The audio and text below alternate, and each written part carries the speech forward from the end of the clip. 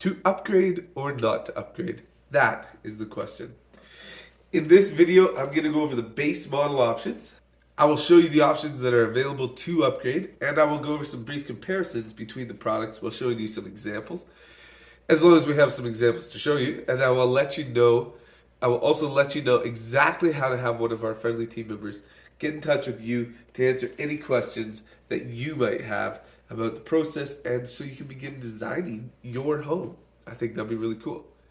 And of course, if you can like, comment, share with your friends, and subscribe, you'd be amazing if you do that.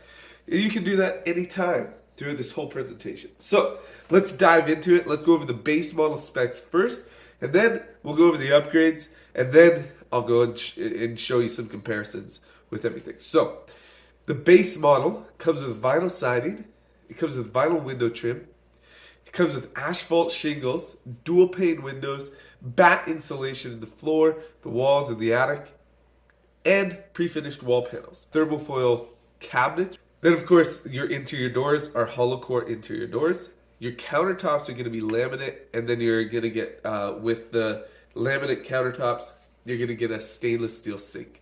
Obviously the laminate is, you can change out the different colors of laminate.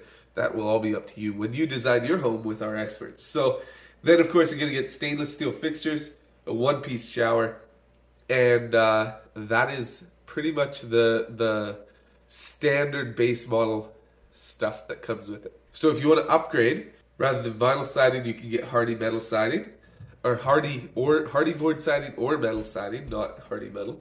I don't think that's a thing yet. Then you can also get metal window trim. You can get metal roofing instead of shingles. You can get triple pane windows instead of dual pane windows. You can get spray foam in your floor walls and your attic. You can upgrade from pre-finished wall panels to drywall. You can get lacquered MDF cabinets, or lacquered wood cabinets or MDF cabinets as an option instead of the thermofoil. You can also get solid core interior doors instead of the hollow core. And then of course you can get quartz countertops, or really whatever kind of countertop that you would like as an upgrade. And then with the quartz countertops comes undermounted sinks, and those will come in black or white. And then you get designer fixtures, so that will upgrade your fixtures to have the design that you want in your home. Then in the shower, you get a pre-finished wall panel instead of or you can do tile or whatever you want. Like there's different upgrades that you can do there instead of having the one-piece insert shower. So that is pretty much it for the upgrades. And there is two more things that I'd like to talk about.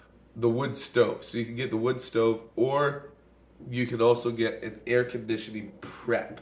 And this comes with the coil only. So let's go into the benefits. So why would you upgrade? This is a great question. Why would I go with the upgrades versus the standard option? Let's talk about siding first. So vinyl siding versus hardy board versus metal siding. So vinyl is a less expensive siding. It's slightly higher insulation value, like 0.1 R value higher than what like a hardy board or a metal would be. PVC is what it's made out of, and it's softer and thinner, and it's more easily torn. So there's some upsides and downsides. So it's less expensive, slightly higher insulation value, but it's softer and thinner and more easily torn. Hardy board, it's like a fiber cement board, so it's potentially more maintenance than vinyl. Like you may have to reseal some things every once in a while, but it's a much harder material. It's much more durable, and much more versatile. And it also is more heat resistant. So like if you've ever seen vinyl siding, you get it next to a flame, that sucker's just gonna melt.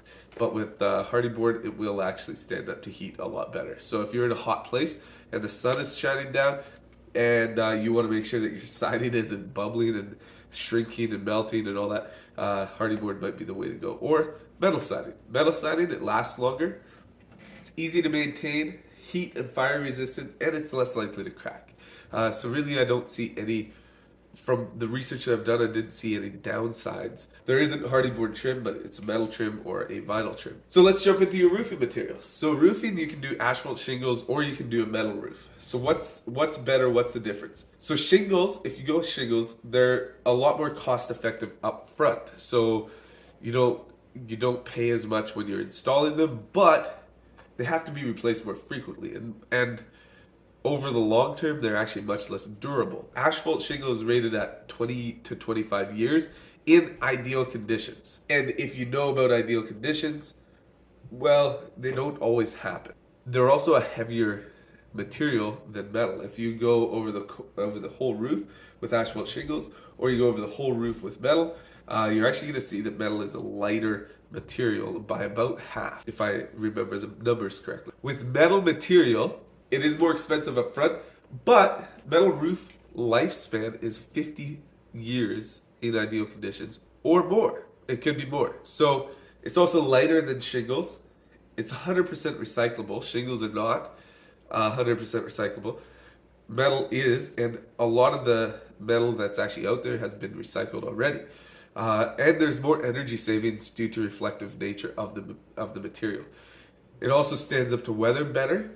There's more color options, and it's easier to maintain. So you look at that in shingles. This is why you might want to upgrade to a metal roof, is that shingles will actually have about half the lifespan. So it's cost effective up front, but over like a 50-year period, you have to replace it twice to 3 times, versus with metal you only replace once. If you want to have a longevity in your roof or increase the value, metal is definitely the way to go. And honestly, it's not that much more expensive up front. Okay, so dual or double pane versus triple pane windows. What is better? So double pane, they are less expensive, obviously, because there's less glass, there's less material, but they're also less efficient, and there is more noise. And in the winter, there is more cold transfer in a cold environment. In the summer, the heat differential between a double and a triple pane window is actually not that much different, but in the winter, that's when you're going to notice it. There is, because of that extra airspace in there, you're going to see like there's a lot more potential heat loss or cold intrusion with a double pane than there is a triple pane. So a triple pane, why would you go with a triple pane? They are more expensive, but they're more efficient in a cold environment. So if you're living in a cold environment, you may want to go with a triple pane just to give you that extra insulation, especially in the winter. And here's the other thing. If you're living in a noisy area, or if you have like a lot of traffic on your street or something like that, and you're putting one of these homes into your backyard or as your primary housing, you may want to go with a triple pane because they actually have a lot of insulation value in that window as well, because of the additional airspace. If you're out in the forest though, and you're not in like a super cold environment, and you're like just in the middle of nowhere and there's not a whole bunch of traffic around, then definitely go with a double pane. It's going to be just fine for you. But if you do want to, or if you're in a city environment, you may want to go with a triple pane to reduce the noise. And if you're in a cold environment, you may want to go with a triple pane to reduce the cold intrusion. All right, let's talk about insulation. Fiberglass batt or spray foam. What is better? Well, it's not even really what is better. We know what's better. It's what should you go with.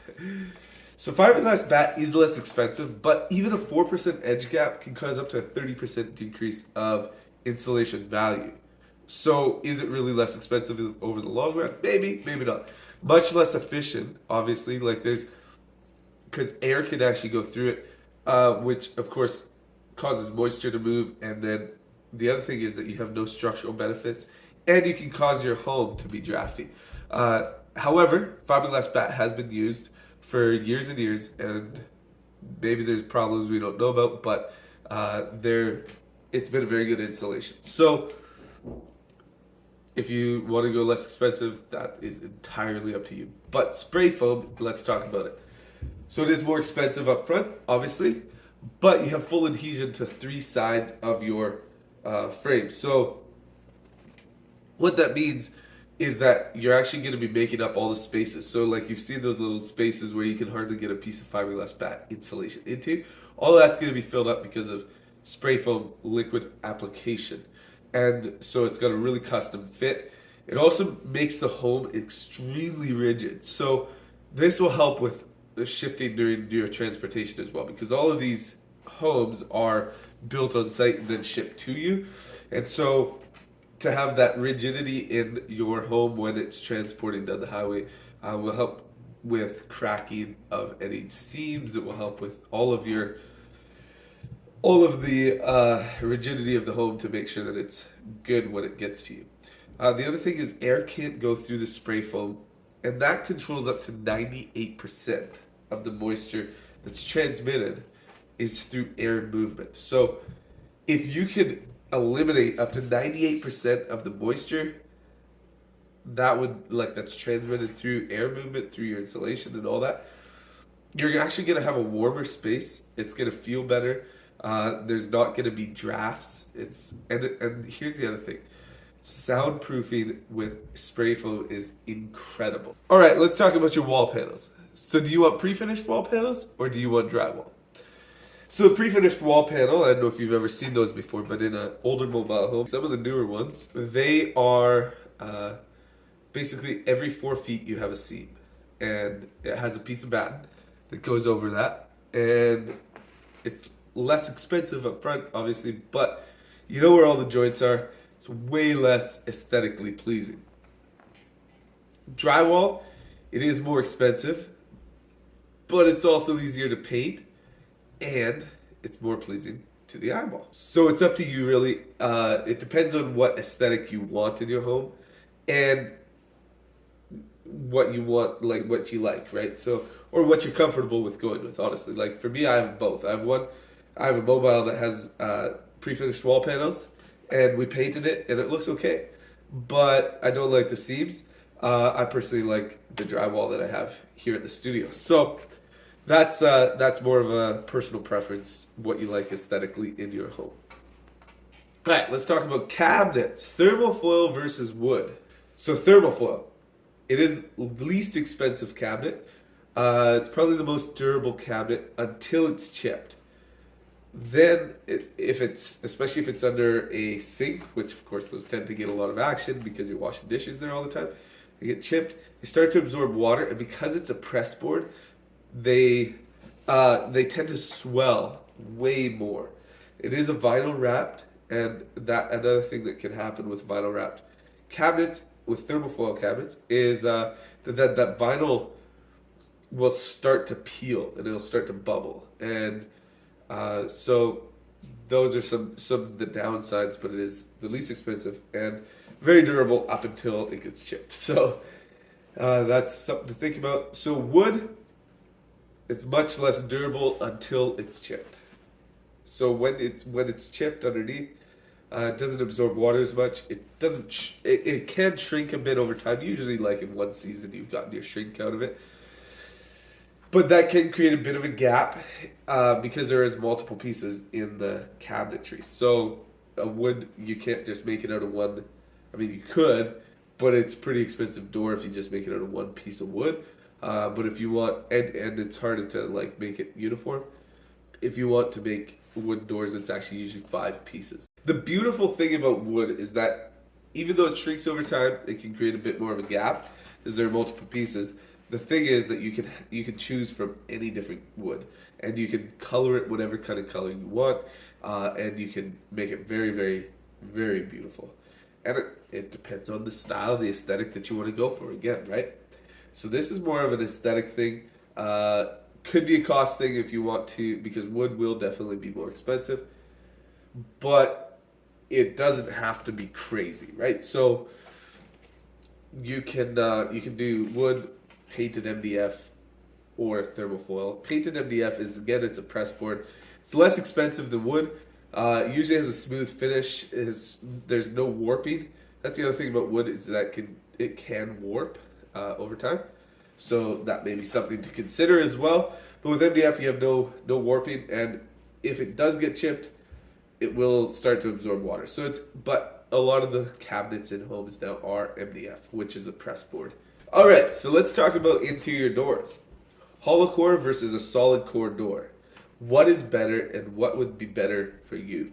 So a hollow core door is a bit lighter. It's much more cost effective, but they are not nearly as durable. And there's not as much sound reduction. They also feel a bit cheaper. Solid core is more expensive, but they are heavier and more durable and heavy duty. Better soundproofing qualities. And they feel better. They tend to operate better because you have that like weight behind them, you know, they're just heavier door.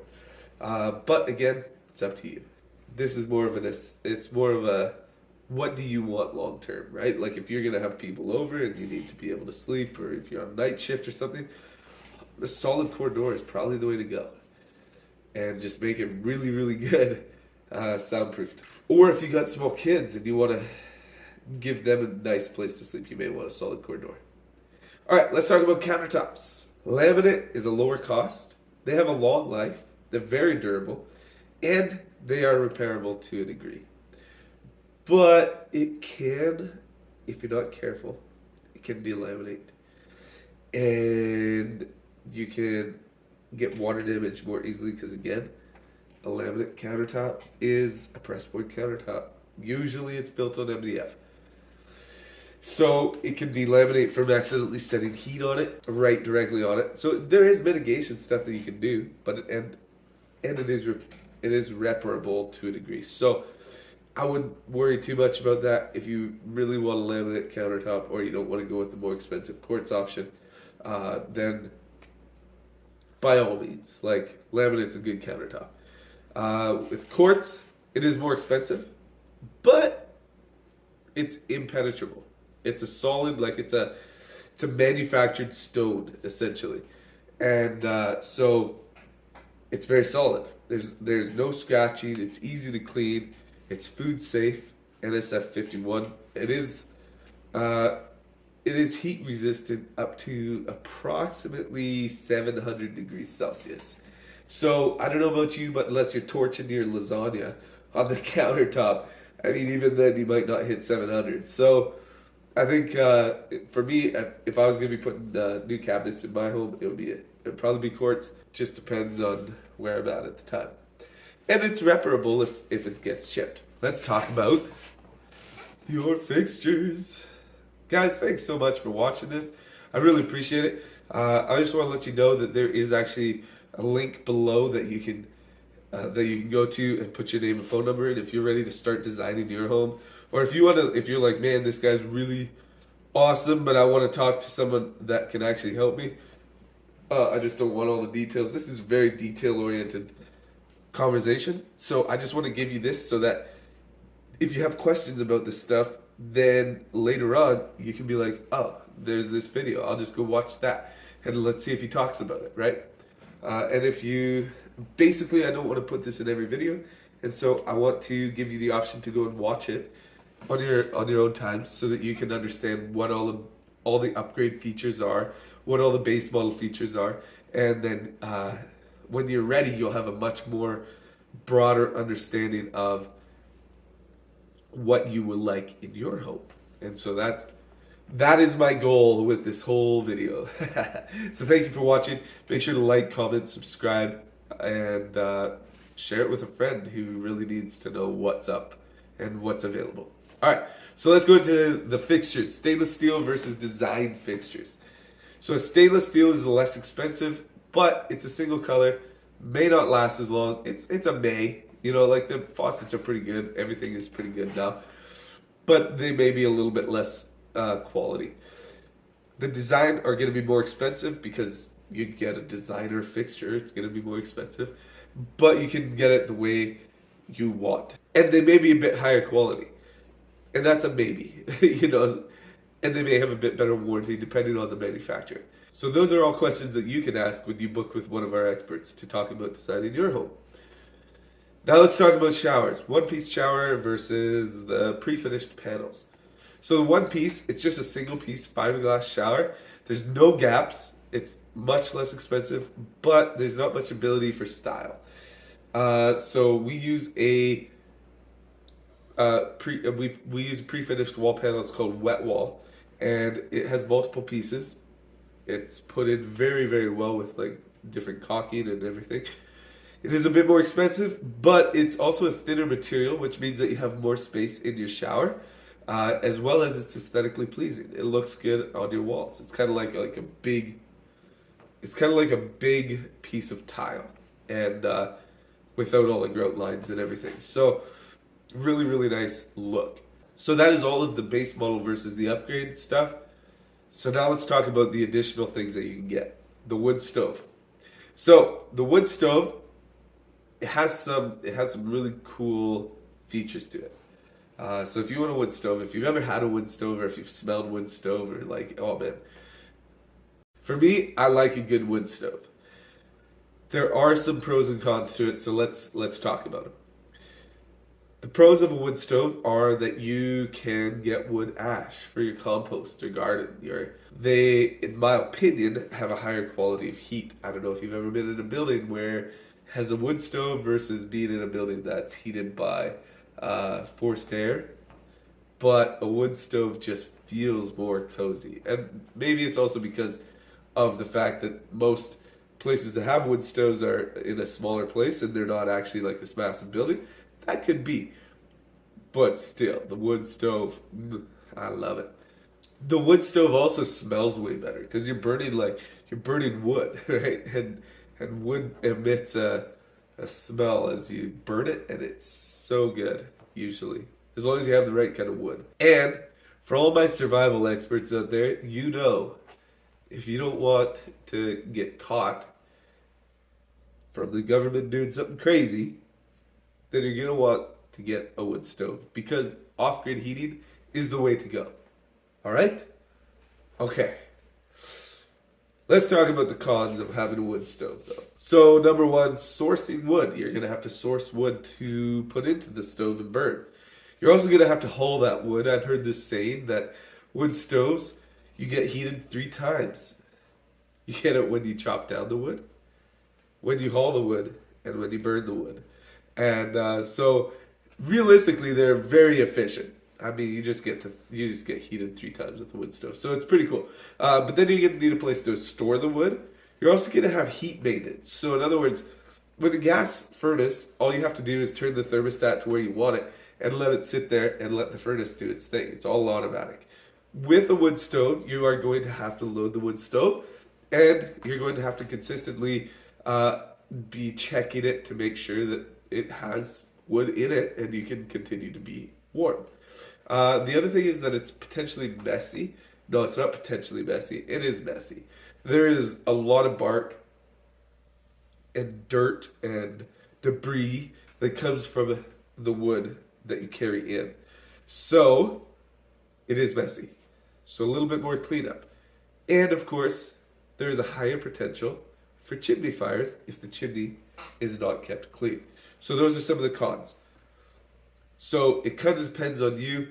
What do you like? Do you want the off-grid heat? Is it, do you want the extra work? All of that stuff, it's just questions for you, right? And you can think about it, talk it over with your significant other, and carry on. Number 2, the additional thing is the air conditioner coil prep. So this is a little bit more upfront cost for install. Upfront cost, okay? But if you want air conditioning in your home, this is for you. Because when we build your home, we build it to your request. So unless you buy one of our show models, then it's already done, right? Like it is what it is. But when we build it, it's like, hey, you call in, you're like, hey, I want this home. And we're like, sweet. If you want the home, we will start working out the plans. What do you want in the home? What kind of design? Like all of the things. Our team walks you through it. It's very seamless, effortless. Not effortless. It's a very simple process. And we make it as easy as possible because we know how exciting it can be to get a new home, but we also know how stressful it can be to get a new home. And we don't want you to be stressed out. We want you to have an enjoyable experience. So you can request that we prep your home for an air conditioner when we install the furnace. And basically this puts a coil under the furnace and lifts it up a little bit, like 6 to 8 inches, and gives you the ability to hook up a air conditioner very easily. It does not come with a condenser unit, it's just the coil. But why is this a benefit to you? Well, let me put it this way. If we don't prepare on initial install, that means you can be paid 6 to 8 times as much for an HVAC specialist to come out to your place later and remove the furnace, prep it, and reinstall the furnace for you. Alternatively, we can prep it when we build for a fraction of the cost, and all your HVAC guy has to do when he comes out is drill a couple holes, hook up the condenser, and you will be smiling from ear to ear at how simple the process is. So, I know this is a long video. I know that was a lot of information. Thank you so much for sticking with me. Let me know if this is helpful to you. If it isn't, I'm not gonna do another one. But if it is, then I may do some shorter ones where I can actually show you some different aspects as they come up. So let me know if this is helpful to you, and share with a friend who needs to know all this information. Thanks for watching, and I'll see you on the next one.